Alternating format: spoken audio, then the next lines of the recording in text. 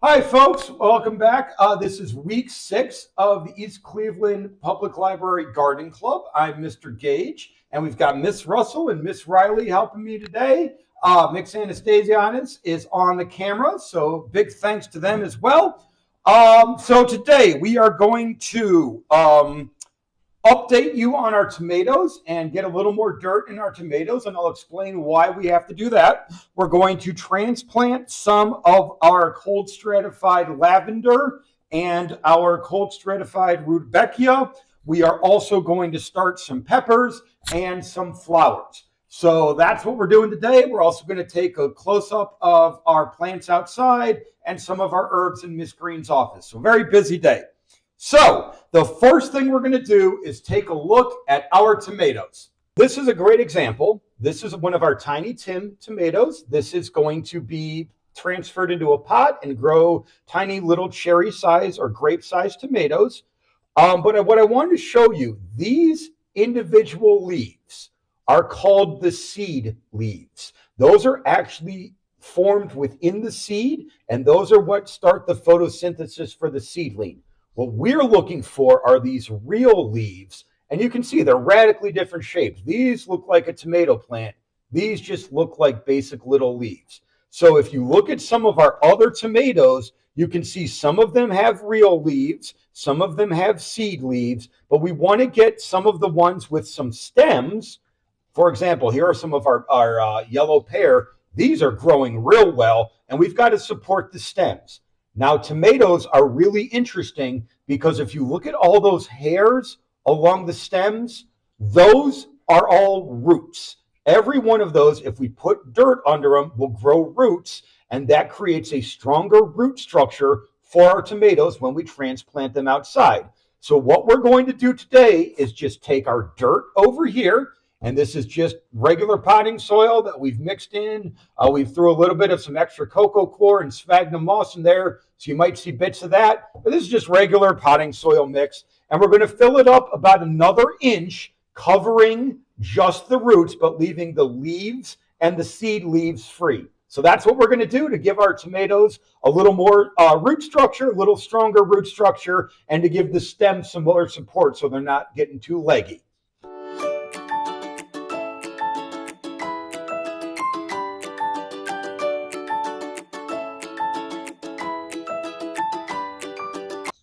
Okay, Mr. Gage, what are we doing next? All right, next we are going to take our cold stratified plants. These are our lavender that we've had in our bags, and then we transported up to Miss Green's window to stay in the sunlight. So these are started, and our rudbeckia. So I want to show you real quickly how the cold stratification process works and has worked, and then explain how we're going to transfer these seeds that we've cold stratified into our containers and into our seed trays to be able to give out at our Founders Day on May 30th, starting at noon and going to about 4 p.m. Just remember, at the adult reference booth, we're going to have lots of flowers and herbs to give away this Founders Day, May 30th, starting at noon and going to 4 p.m.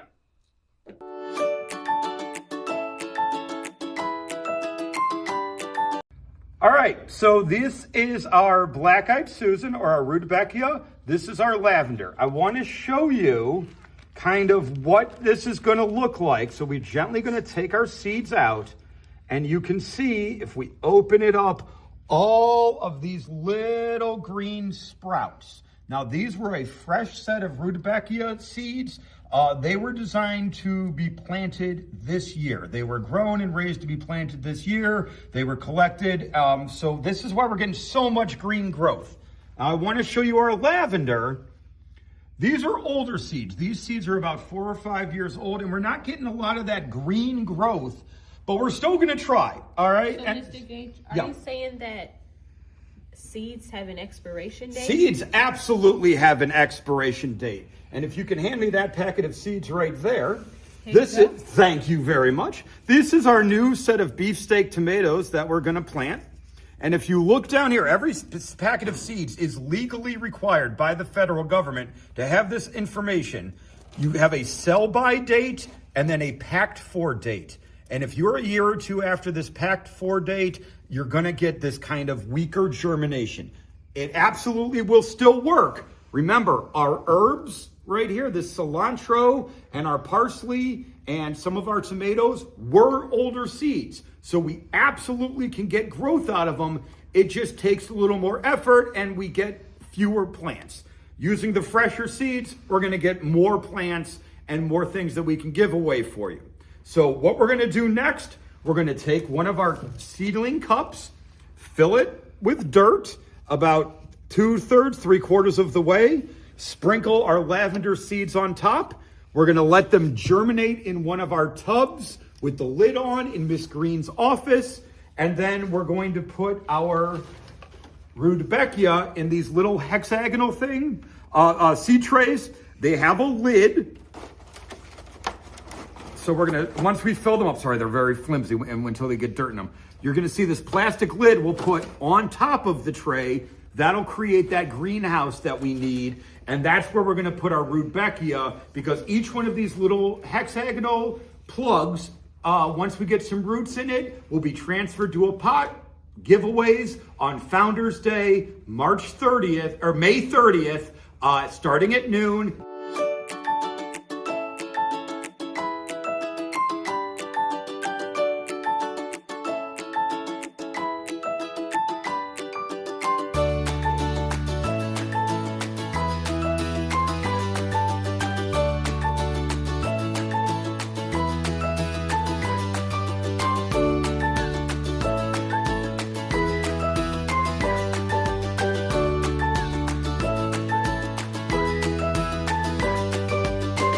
All right, Mr. Gage, what are we doing next? All right, so next we're going to plant our peppers. We've got two varieties of peppers, jalapenos and bell peppers.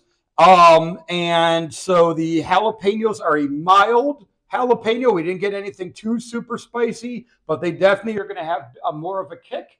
And then our bell peppers are going to be a rainbow varietal. So we're going to get red, white, purple, green, orange, all sorts of different colors of bell peppers. So I just want to show you how we're going to start our bell peppers and how we're going to start our marigolds. And then we'll go and transplant everything up to Miss Green's office. So I just wanted to show you, these are what pepper seeds look like. We're recycling some of our tomato cups. And so the J's, this is our jalapenos. And you just take 2 or 3 pepper seeds. Those are going to be our bell pepper seeds. And you see they're similar in size. Take about 2 or 3 seeds, just put a little hole, like again, a fingertip or a fingernails deep, 1/4 inch, and then cover them up just slightly. We want to get them warm in the soil. We're going to do that with every one of our cups. We've got red cups for jalapenos, blue cups for our bell peppers, and we're going to get those started. Then with our marigolds, what we're going to do is take 1 marigold seed and try and plant it in each hex cell. So marigolds are a flower. They are a great deterrent, or I shouldn't say great. They are a known deterrent for any pests that are ground pests. Think your groundhogs, your rabbits, anything like that, that are herbivores that are going to eat your plants. There is a spicy odor to marigolds that many critters don't like. Now, some critters are very determined and are not going to be deterred by our marigolds, but we're going to try anyway, and hopefully we're going to create a deterrent. But if you look at a marigold seed, it's a little different than a pepper seed. It's this long, thin little strand.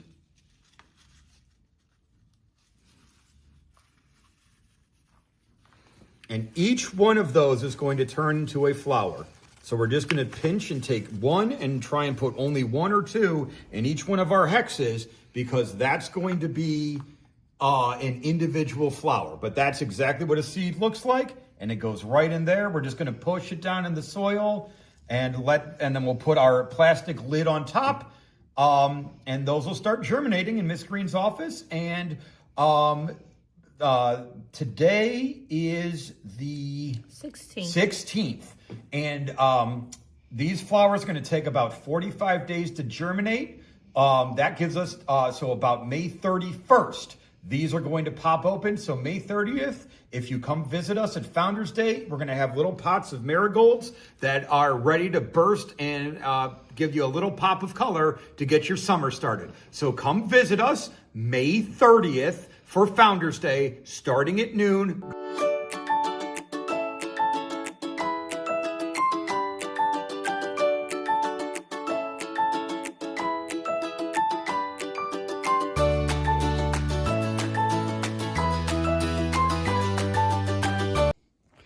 All right, folks, just wanted to show you kind of the final product now that we're cleaning everything up. These are our marigold seeds, and what we're going to do is simply put the lid on like that. We'll put that in the sunlight. This is going to be our little heat dome. It's going to warm up the soil, give the plants all the kind of warmth and sunlight they need, create a little greenhouse for them to grow. Over here, these are all of our jalapenos and our bell peppers. These are some of our lavender, and some of our black-eyed Susans. I think I put in some of these. We also have some more of our peppers down here. These are our tomatoes that we have re-soiled so that we're going to give them a stronger root structure. This is some of our cilantro, some of our onions. We got 1 or 2 onions that are trying to come through for us.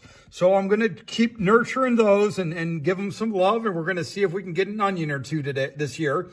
And then a couple more pots. These are some more lavender, and brown-eyed or black-eyed Susans that we are going to plant and then in this soil and then have ready to give away on May 30th at Founders Day.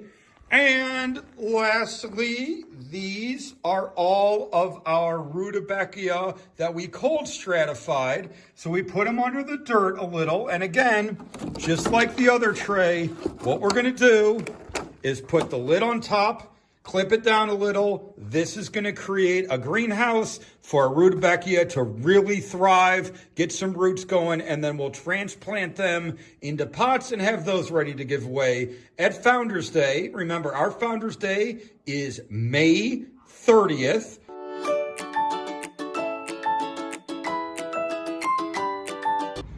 Hey folks, real quick, Mr. Gage outside with our wildflower native pollinator garden. We just wanted to show you that our cold stratified, winter stratified seeds are doing exactly what we need them to do. Everything's growing.